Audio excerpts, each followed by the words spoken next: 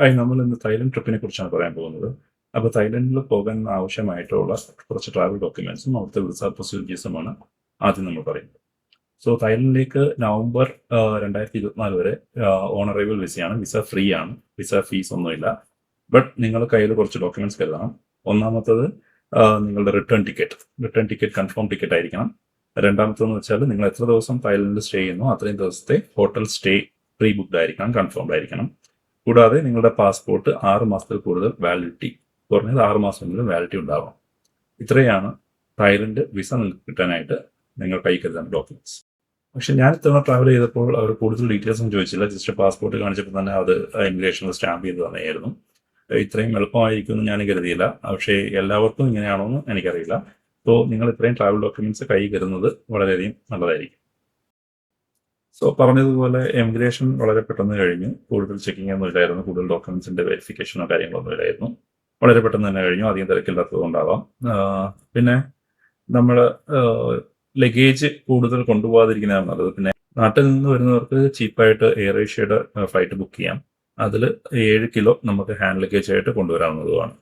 എയർപോർട്ടിൽ എത്തിക്കഴിഞ്ഞാൽ നമുക്ക് ആദ്യം വേണ്ടത് അവിടെ നിന്നൊരു സിം എടുക്കുക എന്നുള്ളതാണ്. നമുക്ക് കുറഞ്ഞ പൈസയ്ക്ക് തന്നെ, അതായത് നാട്ടിലെ ഒരു 500 രൂപയ്ക്ക് തന്നെ 15 GB വരുന്ന ട്രൂ 5G എന്ന് പറഞ്ഞിട്ടൊരു സിം നമുക്ക് എയർപോർട്ടിൽ നിന്ന് തന്നെ വാങ്ങാൻ കഴിയും. ജസ്റ്റ് നിങ്ങളുടെ പാസ്പോർട്ട് കൊടുത്തു കഴിഞ്ഞാൽ അവർ സിം നിങ്ങൾക്ക് അലോട്ട് ചെയ്ത് തരുന്നതായിരിക്കും. അത് വിത്തിൻ മിനിറ്റ്സ് തന്നെ അത് ആക്റ്റീവ് ആവും. സോ നിങ്ങൾക്ക് അപ്പോൾ തന്നെ അതിൽ ഡേറ്റ യൂസ് ചെയ്യാൻ പറ്റുന്നതായിരിക്കും. എല്ലാ എയർപോർട്ടിലെയും പോലെ തന്നെ എയർപോർട്ടിന് വെളിയിൽ ടാക്സി ഉണ്ട്. നമുക്ക് വേണമെങ്കിൽ നാട്ടിലെ ഊബർ പോലെ തായ്ലൻഡിൽ അവൈലബിൾ ആയിട്ടുള്ളത് ഗ്രാബും ബോൾട്ടും എന്ന് പറഞ്ഞ 2 ടാക്സി സർവീസുകളാണ്. ഇപ്പം 2 ആപ്പും ഇൻസ്റ്റാൾ ചെയ്യുന്നത് നല്ലതായിരിക്കും. കാരണം രണ്ടിനും 2 റേറ്റ് ആണ്. ബോൾട്ടാണ് എനിക്ക് കുറച്ചും കൂടെ റേറ്റ് കുറഞ്ഞ് തോന്നിയത്. സോ നിങ്ങൾക്ക് അവിടെ നിന്ന് തന്നെ ടാക്സി ബുക്ക് ചെയ്തിട്ട് നിങ്ങളുടെ ബുക്ക് ചെയ്ത ഹോട്ടലിലേക്ക് പോകാവുന്നതാണ്. സോ എയർപോർട്ടിൽ നേരെ ഹോട്ടലിൽ ചെക്ക് ഇൻ ചെയ്ത് കഴിഞ്ഞ് നേരെ പോയത് ഒരു ഡിന്നർ കഴിക്കാനാണ്. ഡിന്നർ കഴിക്കാൻ പോയത് ബാങ്കോക്ക് ഖൗസാൻ എന്ന് പറയുന്ന ഒരു ഖൗസാൻ റോഡ് എന്നാണ് അതിന് അറിയപ്പെടുന്നത്. ഒരു സ്ട്രീറ്റാണ്. നമുക്ക് ലോക്കൽ ട്രഡീഷണൽ തായ് ഫുഡൊക്കെ നമുക്ക് ട്രൈ ചെയ്യാൻ പറ്റും. ഞാനിപ്പോൾ ഉള്ളത് കാൻസോൺ റോഡിലാണ്. Bangkok Khaosan road. അവിടുത്തെ ഒരു ഫുഡ് സ്ട്രീറ്റാണത്.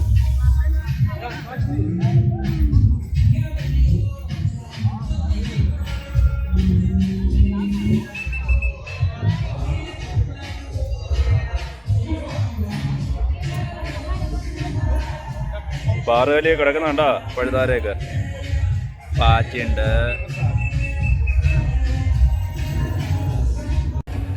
കൺസോൺ റോഡ് എന്ന് പറയുന്നത് ഒരു പാർട്ടി സ്ട്രീറ്റാണ്. ഇപ്പം ഹാപ്പനിങ് ആയിട്ടുള്ളൊരു സ്ഥലമാണ്.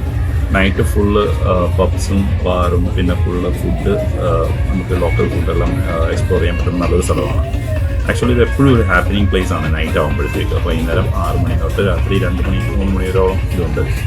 നല്ല ഹാപ്പനിങ് പ്ലേസ് ആണ്. നിങ്ങൾക്ക് ലോക്കൽ ഫുഡെല്ലാം ട്രൈ ചെയ്യണമെങ്കിൽ ഇവിടെ വന്നാൽ നല്ല ഫുഡ് നമുക്ക് ട്രൈ ചെയ്യാം. പിന്നെ കൂടാതെ DJ ഓൾമോസ്റ്റ് ഈ സ്ട്രീറ്റ് ഫുള്ള് പബ്ബും കാര്യങ്ങളുമാണ്.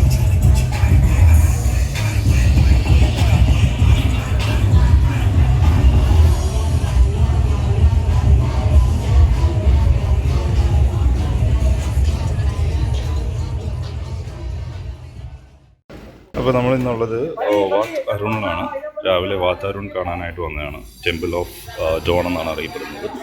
സോ ഇതാണ് ഇവിടുത്തെ ടിക്കറ്റ് കൗണ്ടറിൽ നിന്ന് 200 ബാത്ത് കൊടുത്തിട്ട് ഒരു ടിക്കറ്റ് എടുക്കണം. അതുകൂടാതെ നമ്മളിവിടുന്ന് ടിക്കറ്റ് അവിടെ വെരിഫൈ ചെയ്തിട്ട് ഒരു ടിക്കറ്റിന് ഒരു വാട്ടർ ഫ്രീ ഉണ്ട്.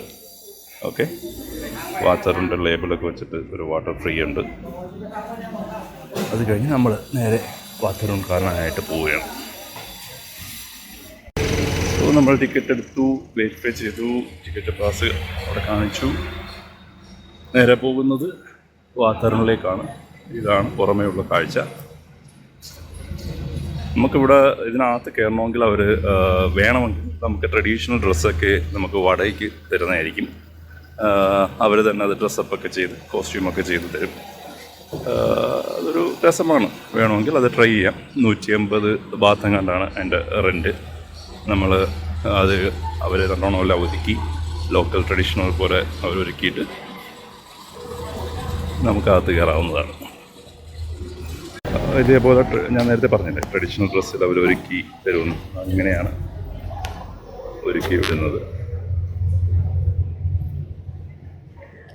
നമുക്ക് കുറേ പേരെ കാണാൻ പറ്റും ഇവിടെ. എല്ലാവരും അങ്ങനെ ആ ട്രഡീഷണൽ ഡ്രസ്സിലൊക്കെ ഒരുങ്ങി വന്നിട്ട് കയറുന്നതൊക്കെ. ഒരു ഫോട്ടോഷൂട്ടിനൊക്കെ നല്ല രസമാണ് അങ്ങനെയൊക്കെ ഡ്രസ്സ് ചെയ്ത് വരുന്നത്. സോ ഇതാണ് വാത് അരുൺ. ഇതാണ് എൻട്രൻസ്. സ്റ്റെപ്പ് കയറി വേണം മേലോട്ട് പോകാൻ. കുറേ കൊത്തുപണികളും പെയിൻറ്റിങ്ങും ഒക്കെയാണ് വെളിയിലുള്ളത്. കാണാൻ വളരെ പഴയ ഒരു ബിൽഡിങ്ങാണ്.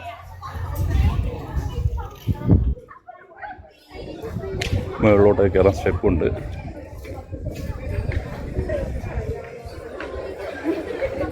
മുകളിൽ കയറിയുള്ള ബാക്കി കാഴ്ചകൾ നമുക്ക് കാണാം.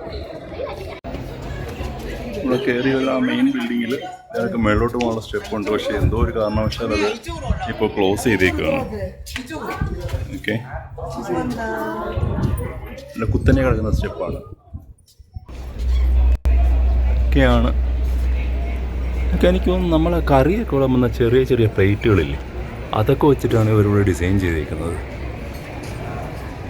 നല്ല രസമുണ്ട്, കുറേ കളർഫുള്ളാണ്. എല്ലാവരും ട്രഡീഷണൽ ഡ്രസ്സിലൂടെ ഫോട്ടോ എടുക്കാനുള്ള തിരക്കാണ്. നമുക്കിതിൻ്റെ മുകളിൽ ഏറ്റവും മുകളിൽ കയറാൻ പറ്റിയില്ലെങ്കിലും ഇങ്ങനെ അതിൻ്റെ ചുറ്റും ഇങ്ങനെ നടക്കാനുള്ളൊരു ചെറിയ വഴി പോലൊരു സംഭവമുണ്ട്. അതിനകത്ത് അവിടെ ഇങ്ങനെ നടക്കാവുന്നതാണ്.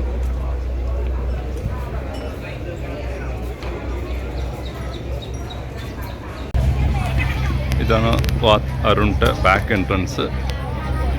ഈ സൈഡിൽ കാണുന്ന 2 ഗോപുരങ്ങൾ പോലുള്ളത് ചെറിയ ബുദ്ധയുടെ പ്രതിമയാണ്. അതിനകത്ത് വലുതായിട്ടൊന്നുമില്ല. ആക്ച്വലി വന്ന് ഇതിൻ്റെ ആർക്കിടെക്ചർ കാണാം. നേരത്തെ അതിൻ്റെ മുകളിൽ വരെ കയറാൻ പറ്റുമായിരുന്നാണ് ആൾക്കാർ പറയുന്നത്. അതിൻ്റെ ഏറ്റവും മുകളിൽ ഒരു 3 ആനയെ നിങ്ങൾക്ക് കാണാൻ പറ്റും.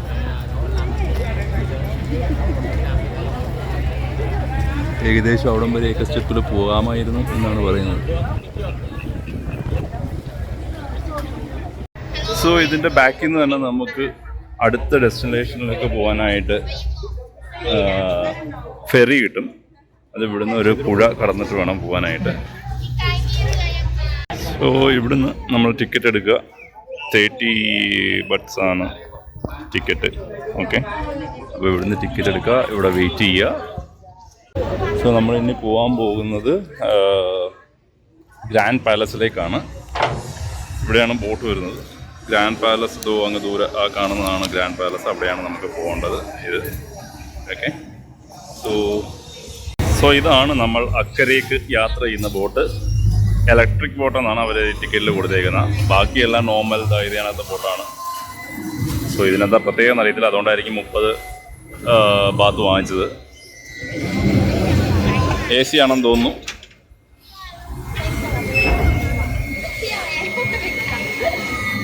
സോ ആ ബോട്ടിൽ നമ്മൾ കയറി. ഇതാണ് ഇവിടെ കാഴ്ച. AC ആണ്, വെറുതെ അല്ല 30 ബാത്ത് അവർ വാങ്ങിച്ചത്. അപ്പോൾ നമ്മളിവിടുന്ന് ബോട്ട് ഇറങ്ങി ഇനി ഗ്രാൻഡ് പാലസിലോട്ടാണ് പോണത്. സോ നല്ല വെയിൽ, നല്ല ചൂട്. വഴികളിൽ അവിടെ ഇവിടെയൊക്കെ ആയിട്ട് ചെറിയ ചെറിയ കടകളിലൊക്കെ ഉണ്ട്. ഇവിടെ ചെറിയ ജ്യൂസ് കടകൾ ഒക്കെ. ഡൂറിയൻ അറിയാമോ? നാട്ടിലെ ചക്ക പോലെയാണ്, പക്ഷെ ഭയങ്കര സ്മെല്ലാണ് സംഭവം. ഓക്കെ, മംഗോസ്റ്റും കാര്യങ്ങളൊക്കെ ഉണ്ട്. ഫ്രഷ് ഫ്രൂട്ട്സ് കട്ട് ചെയ്ത് വെച്ചിട്ടുണ്ട്. പൂക്കൾ,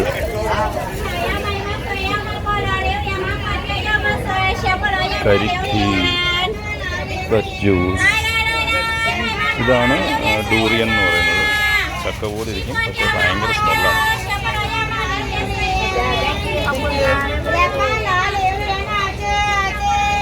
ഹാൻഡ് മെയ്ഡ് ഷെഫാണ്.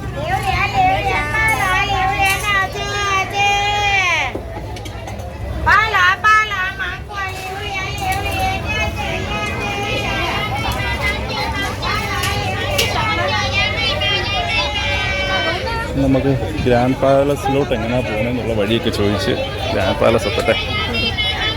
ഇവിടെ ഒരു ചെറിയ സബ്വേ ഉണ്ട്, ഫുള്ള് AC ആണ്. അപ്പം ഇവിടെ ഗ്രാൻഡ് പാലസ് എക്സിറ്റ് എന്ന് കൊടുത്തിട്ടുണ്ട്, എക്സിറ്റ് 1. നമ്മളപ്പോൾ എക്സിറ്റ് 1 പോവുക. ഓക്കെ, സബ്വേ നല്ല രസമാണ് കേട്ടോ. ഫുള്ള് AC, സൺലൈസ്ഡ് AC ആണ്. നല്ല വൃത്തിയാണ്. നമ്മുടെ നാട്ടിലൊക്കെ എന്ന് വെച്ചാൽ സബ്വേ ആയാലും എന്തായിക്കോട്ടെ സൈഡിൽ തുപ്പലും മുറുക്കാൻ കുറേ സ്റ്റിക്കർ. പക്ഷെ ഇവിടുത്തെ വൃത്തിയുണ്ടോ.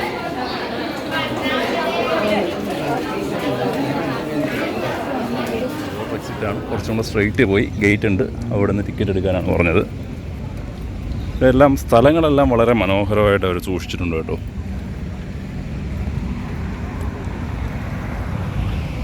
Gate number 4. ഗേറ്റ് നമ്പർ 4ലാണ് പോകേണ്ടത്. അവിടെ നിന്ന് ഇറങ്ങിയപ്പോൾ പറഞ്ഞായിരുന്നു. പിന്നെ അവിടെ നിന്ന് തന്നെ ഗേറ്റ് നമ്പർ 1 എന്ന് എഴുതി വെച്ചത്. എനിവേ കൊള്ളാം, കുഴപ്പമില്ല. നമുക്ക് വെയിലത്തൂടെ തന്നെ നടക്കാം.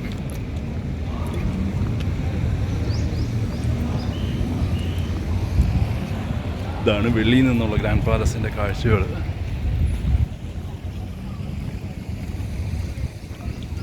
ഇവിടുത്തെ വൃത്തി ആണ് എടുത്തു പറയേണ്ടത് കേട്ടോ. നല്ല നീറ്റായിട്ട് വെച്ചിട്ടുണ്ട്. ഇത്രയും ടൂറിസ്റ്റുകൾ വരുന്നതാണെങ്കിലും നല്ല നീറ്റായിട്ട് തന്നെ വെച്ചിട്ടുണ്ട്.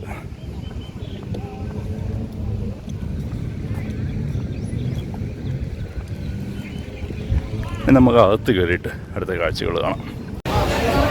സോ ഇതാണ് ടിക്കറ്റ് കൗണ്ടർ ഗ്രാൻഡ് പാലസിൻ്റെ. അപ്പം ഇവിടെ നിന്ന് നമ്മൾ ഒരു ടിക്കറ്റ് എടുക്കുക.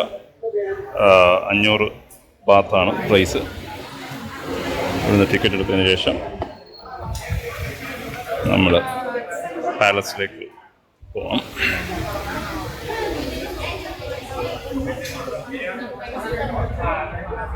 വളരെ പുരാതനമായിട്ട് ഉള്ള ഒരു പാലസാണത് കേട്ടോ.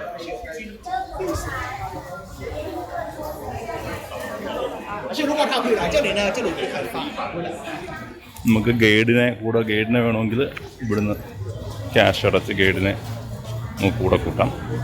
പുള്ളി കൂടെ വന്നെല്ലാം പറഞ്ഞു തരും. ഓക്കെ, 1.5 മണിക്കൂറത്തേക്ക് 200 ബാറ്റാണ് ഒരു ഗൈഡിന്. വെളിയിൽ നിന്ന് കാണുമ്പോഴേ അടിപൊളിയാണ് കേട്ടോ.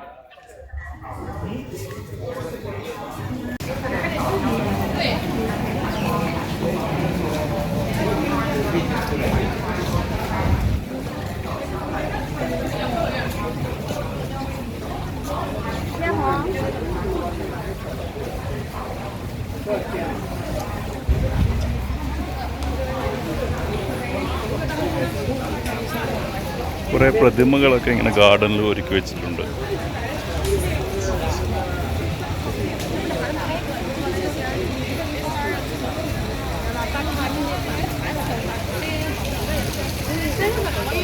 ഇതാണ് എൻട്രൻസ്.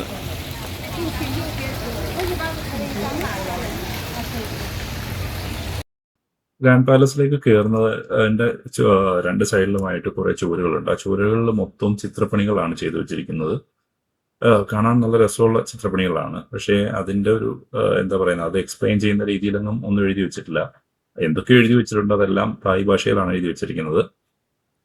നമുക്ക് ഇവിടെ ഇംഗ്ലീഷിൽ ആകപ്പാട് വായിക്കാൻ പറ്റുന്നത് പ്ലീസ് ഡോണ്ട് ടച്ച് എന്നുള്ളൊരു വാചകം മാത്രമാണ്. ബാക്കിയെല്ലാം അങ്ങനെ തായ് ഭാഷയിലാണ് എഴുതിയിരിക്കുന്നത്.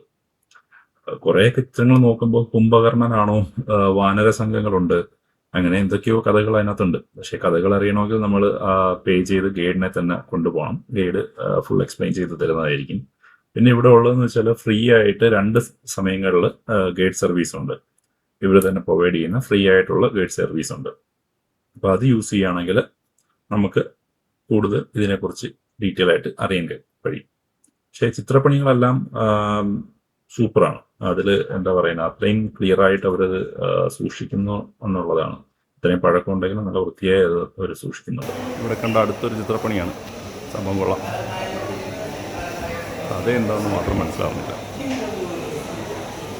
ചിത്രപ്പണികളെല്ലാം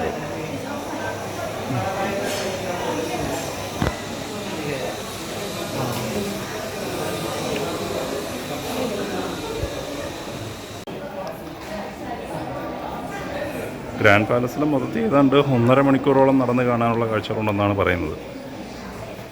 പോയി നോക്കാം.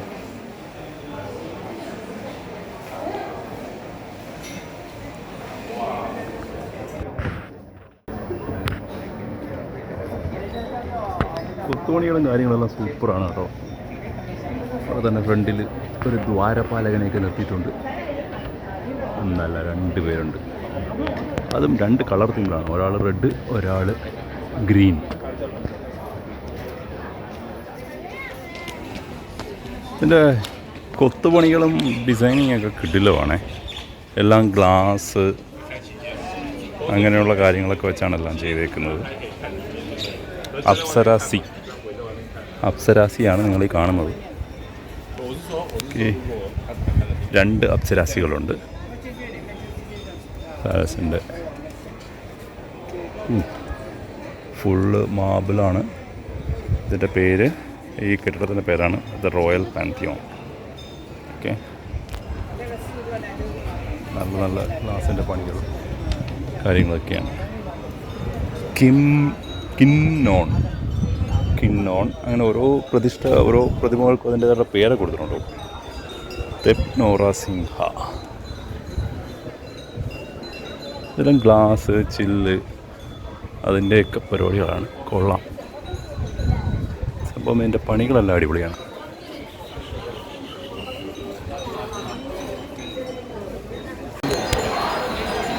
സോ ഈ ഗ്രാൻഡ് പാലസിൻ്റെ അതിനകത്ത് തന്നെയുള്ള അടുത്തൊരു ബിൽഡിങ്ങാണ്. ഇവിടെ നമുക്ക് ഷൂസും ക്യാപ്പും ഒന്നും ഇടാനില്ല. അതൊക്കെ ഊരണം. ഷൂസ് ഊരി അവിടെ റാക്കുണ്ട്, അവിടെ വെക്കാം. ഓക്കെ, അടിപൊളിയാണ്. അകത്തും തോന്നുന്നു ഇതിലാണ് കാണാൻ.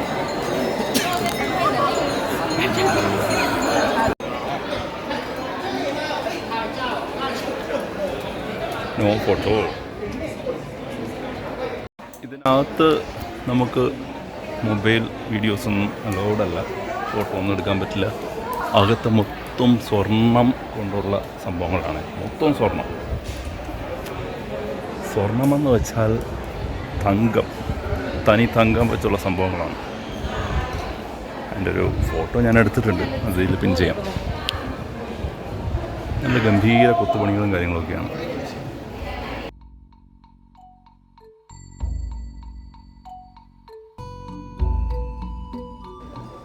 ശ്രീ രത്ന ചെതി, അതാണ് ഈ ഗോപുരത്തിൻ്റെ പേര്. ഒരു ഗോൾഡൻ കളറാണ് ഗോപുരം പോലെ.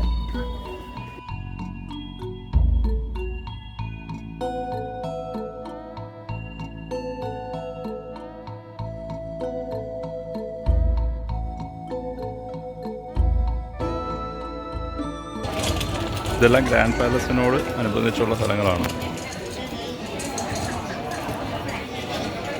നമ്മളിനി ഗ്രാൻഡ് പാലസിലോട്ട് പോവുകയാണ് ആക്ച്വലി. ഓക്കെ, സോ നമ്മളിപ്പോൾ കണ്ടത് ടെമ്പിൾ ഓഫ് എമറോൾഡ് ബുദ്ധയാണ് ഗ്രാൻഡ് പാലസിനോട് ചേർന്നുള്ള. അത് ആക്ച്വലി ഗ്രാൻഡ് പാലസിൻ്റെ ടിക്കറ്റ് എടുക്കുമ്പോൾ തന്നെ അതിനകത്ത് ഇൻവോൾവ് ആണ്. ഓക്കെ,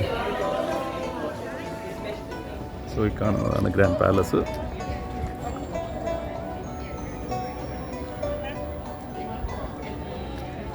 മൈസൂർ പാലസൊക്കെ പോലെ, പക്ഷേ അതിലും വൃത്തിയും നല്ലപോലെ മെയിൻറ്റെയിൻ ചെയ്തിട്ടുണ്ട് സംഭവം.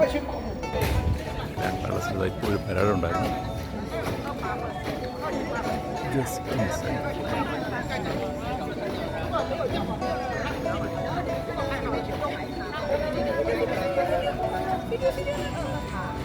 ഗ്രാൻഡ് പാലസിൻ്റെ സൈഡായിട്ട് അവർ പണ്ട് യുദ്ധത്തിന് ഉപയോഗിച്ചിരുന്ന പീരങ്കികൾ, ഓരോ പീരങ്കികളുടെ സംഭവങ്ങൾ ഇങ്ങനെ വെച്ചിട്ടുണ്ട്. ഇതെല്ലാം ഒറിജിനൽ സാധനമാണ്. എല്ലാത്തിൻ്റെയും പേരും എല്ലാം അതിനകത്ത് എഴുതിയിട്ടുണ്ട്. എത്ര ഇഞ്ച്, അതിൻ്റെ സംഭവങ്ങളെല്ലാം അത് ഒറിജിനൽ സാധനങ്ങളാണ്. കാനൺ ബാൾ എല്ലാം എന്താ അവിടെ ഉണ്ട്. ഇതാണ് അതിനകത്ത് ഉപയോഗിച്ചിരുന്ന കാനൺ ബോൾസ്. കുറേ ഉണ്ട് കേട്ടോ.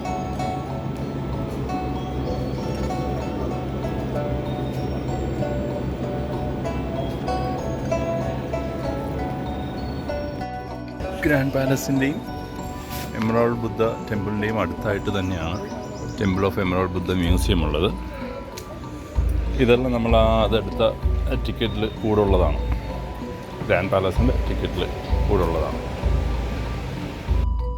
ഈ മ്യൂസിയത്തിലുള്ളതെന്ന് വെച്ചാൽ ആക്ച്വലി നമ്മൾ ഇതുവരെ കണ്ട സ്ഥലങ്ങളുടെ ഈ ഒരു ഗ്രാൻഡ് പാലസിന്റെ ആ സറൗണ്ടിങ്സിലുള്ള സ്ഥലങ്ങളുടെ എല്ലാം ഒരു മിനിയേച്ചറാണ് നമുക്ക് ഇതിനകത്ത് കാണാൻ പറ്റുന്നത്. കൂടാതെ ഇവിടെ പണ്ട് അവർ ഉപയോഗിച്ചുകൊണ്ടിരുന്ന കുറേ സാധനങ്ങളും ഇവിടെ ഒരു ആർക്കിയോളജിക്കൽ ഡിപ്പാർട്ട്മെന്റ് പോലെ എടുത്തു വെച്ചിട്ടുണ്ട്.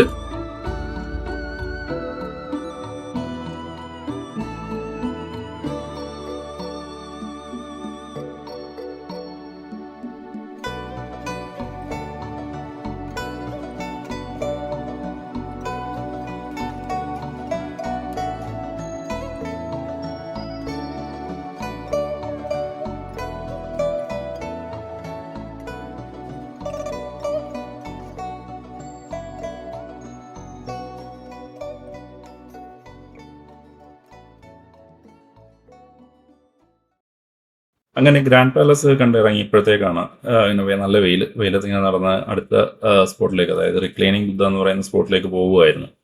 അങ്ങനെ പൊയ്ക്കൊണ്ടിരിക്കുമ്പോഴാണ് ഒരാൾ പെട്ടെന്ന് ചോദിച്ചത് എങ്ങോട്ടാണ് പോകുന്നത്. ഒരു തായ്ലൻഡ് ആൾക്കാരനാണ്.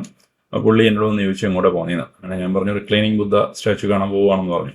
അപ്പോൾ പുള്ളി പറഞ്ഞു അത് 1 മണിക്കൂർ കഴിഞ്ഞിട്ടേ ഇനി തുറക്കുകയുള്ളൂ, അത് ഉച്ചയ്ക്ക് കുറച്ച് നേരം അടച്ചിടുന്നു. അങ്ങനെ പുള്ളി തന്നെ എനിക്ക് കുറച്ച് സ്പോട്ടുകളെല്ലാം മാർക്ക് ചെയ്ത് ഒരു ടുക് ടുക് എന്നാണ് ഇവിടെ അറിയപ്പെടുന്നത് ഓട്ടോയ്ക്ക്. ആ ഓട്ടോയിൽ നമുക്ക് പുള്ളി 50 ബാത്ത് കൊടുത്താൽ മതി ഇത്ര സ്ഥലത്ത് കൊണ്ടുപോകുമെന്ന് പറഞ്ഞു. 50 ബാത്ത് എന്ന് പറഞ്ഞാൽ നാട്ടിൽ ഒരു 130 രൂപ അത്രയേ ഉള്ളൂ. പക്ഷേ നല്ല ഒരു ഡീലായിട്ടാണ് എനിക്ക് തോന്നിയത്. അങ്ങനെ നമുക്ക് നോക്കാം പുള്ളി ഫുള്ള് ആ മാർക്ക് ചെയ്ത അത്രയും സ്ഥലങ്ങളിൽ കൊണ്ടുപോകില്ലേ നോക്കാം.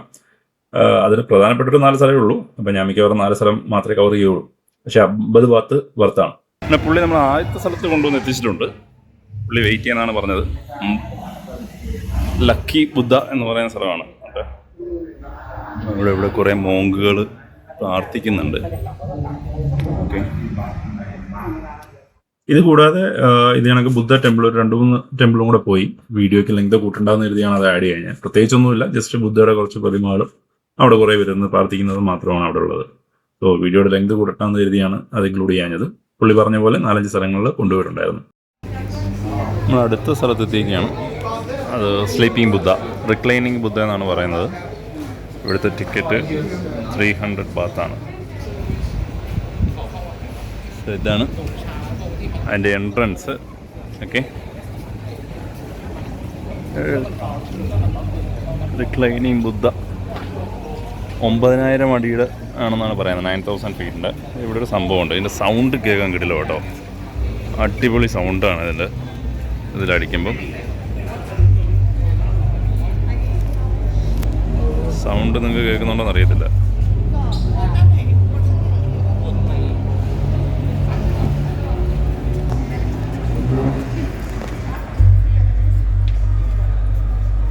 നല്ല കിട്ടില്ല വൈബ്രേഷൻ സൗണ്ടാണ്. ഞാൻ ആദ്യം വിചാരിച്ചത് സബ് വൂഫർ അങ്ങോട്ട് വർക്ക് ചെയ്യുന്നതാണ്. ഇതാണ് റിക്ലൈനിങ് ബുദ്ധ.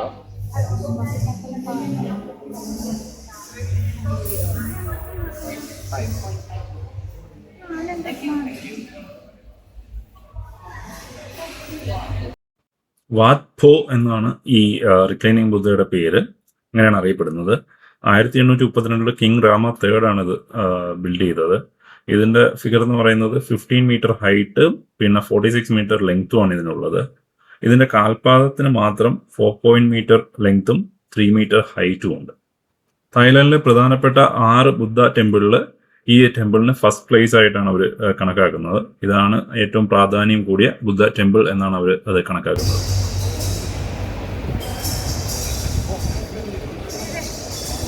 എന്തൊക്കെ സൗണ്ട് കേൾക്കുന്നുണ്ട്, എന്താണെന്ന് അറിയാൻ വയ്യ.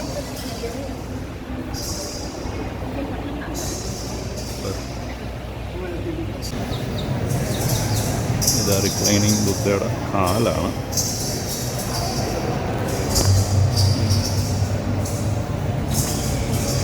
കാൽപാദം.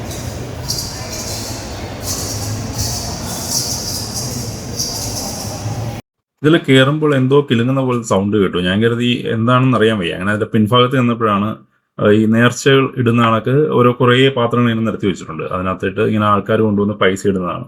ഇത് ഒരറ്റം മുതൽ അതേ ആ ബുദ്ധയുടെ ലെങ്ത് അനുസരിച്ച് തന്നെ ഒരറ്റം മുതൽ അങ്ങേ അറ്റം വരെ ഇതിങ്ങനെ നിരത്തി വെച്ചിട്ടുണ്ട്. ആൾക്കാർ അതിലേക്ക് കുറേ പൈസകൾ ഇങ്ങനെ ഇട്ടിട്ട് പോകുന്നു. അതിൻ്റെ സൗണ്ടാണ് നമ്മളത് കേട്ടത്. തലയിരിക്കുന്നതിൻ്റെ പിൻഭാഗമാണ്. ഇതിൻ്റെ തലയണ പോലെയൊക്കെ വെക്കുന്ന സംഭവം കൊള്ളാം. അതിലും ചെറിയ കൊത്തു വർക്കുകളൊക്കെ ഉണ്ട്.